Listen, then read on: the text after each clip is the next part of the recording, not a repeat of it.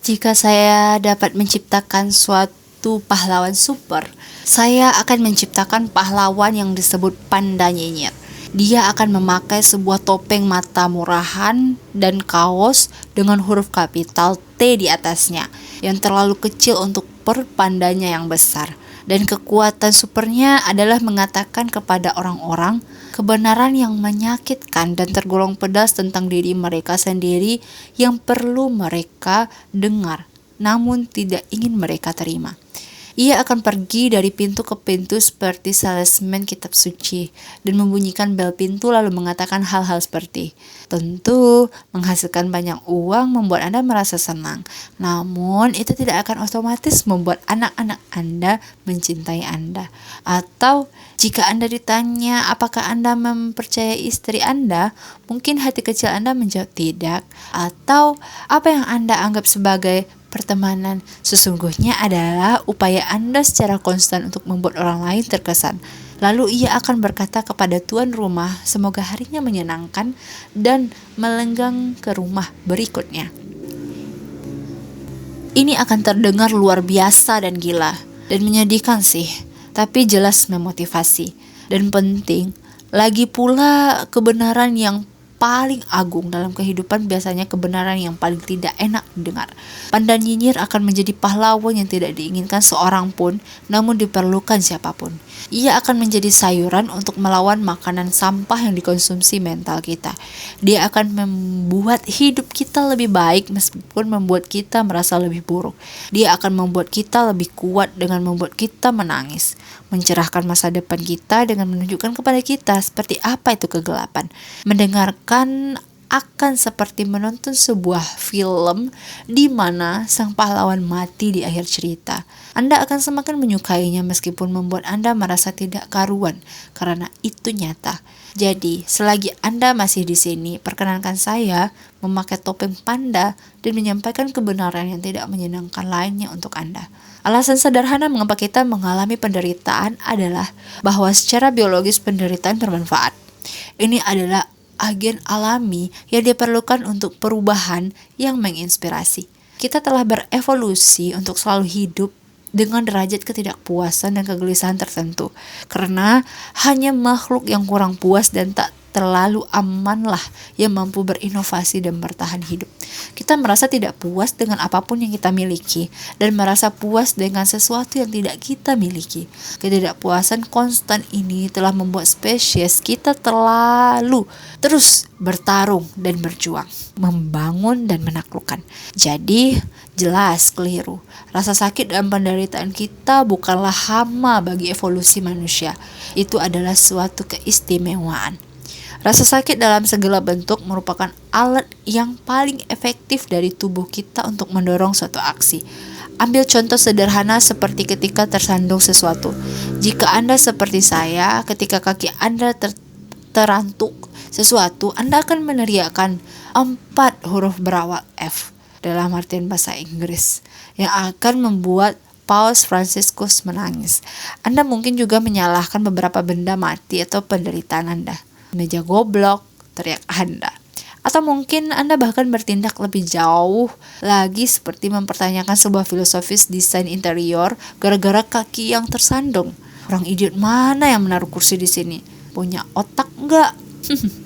Beralih dari kesakitan tersebut, rasa sakit karena jari kaki yang tersandung itu, yang Anda dan saya, bahkan Paus sendiri benci, ada karena sebuah alasan yang kuat. Penderitaan fisik tersebut merupakan produk sistem syaraf kita, sebuah mekanisme umpan balik yang memberi kita pengetahuan akan proporsi fisik kita sendiri, di mana kita dapat dan tidak dapat bergerak dan apa yang dapat dan tidak dapat kita sentuh.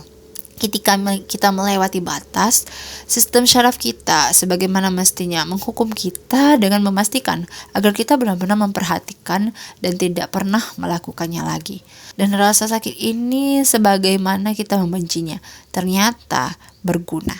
Rasa sakit memberikan pelajaran kepada kita akan apa yang harus kita perhatikan ketika kita masih muda dan suka teledor. Ini membantu menunjukkan kepada kita apa yang baik dan apa yang buruk bagi kita. Ini membantu kita memahami dan menaati batasan kita masing-masing. Ini mendidik kita agar tidak main-main di sekitar kompor atau menempelkan benda logam di colokan listrik. Itulah alasannya bahwa menghindari rasa sakit dan mengejar kenikmatan tidak selalu berguna. Karena rasa sakit dapat sewaktu-waktu menentukan hidup mati kita. Tapi rasa sakit tidak semata-mata fisik. Seseorang yang telah menonton prequel Star Wars pertama akan berkata kepada Anda kalau kita, manusia, mampu mengalami rasa sakit psikologis yang akut juga. Faktanya, penelitian telah menemukan bahwa otak kita tidak mencatat banyak perbedaan antara rasa sakit fisik dan psikis. Jadi, ketika saya bercerita kepada Anda tentang pacar pertama saya yang selingkuh dan mencampakkan saya, dan itu membuat saya merasa seperti ada alat pemecah es yang dimasukkan pelan-pelan ke tengah jantung saya. Well, kenyataannya memang kejadian ini sangat pedih, persis seperti ditusuk perlahan-lahan dengan alat pemecah es tepat di tengah jantung. Sama halnya dengan rasa sakit fisik, rasa sakit psikologis merupakan indikasi adanya sesuatu yang keluar dari keadaan wajar. Ada beberapa batasan yang telah dilanggar. Dan seperti rasa sakit fisik, rasa sakit psikis kita tidak selamanya buruk atau bahkan tidak diinginkan. Dalam beberapa kasus, mengalami rasa sakit emosional dan psikis justru menyehatkan atau perlu. Seperti halnya jari kaki yang terantuk mendidik kita untuk tidak lagi tersandung meja. Derita emosional akibat penolakan atau kegagalan mengajarkan kita bagaimana cara mencegah kesalahan yang sama di masa depan. Dan inilah hal yang sangat berbahaya dari suatu masyarakat yang dari hari ke hari selalu mengelak dari ketidaknyamanan hidup yang jelas-jelas ada. Kita kehilangan manfaat dari mengalami dosis rasa sakit yang menyehatkan.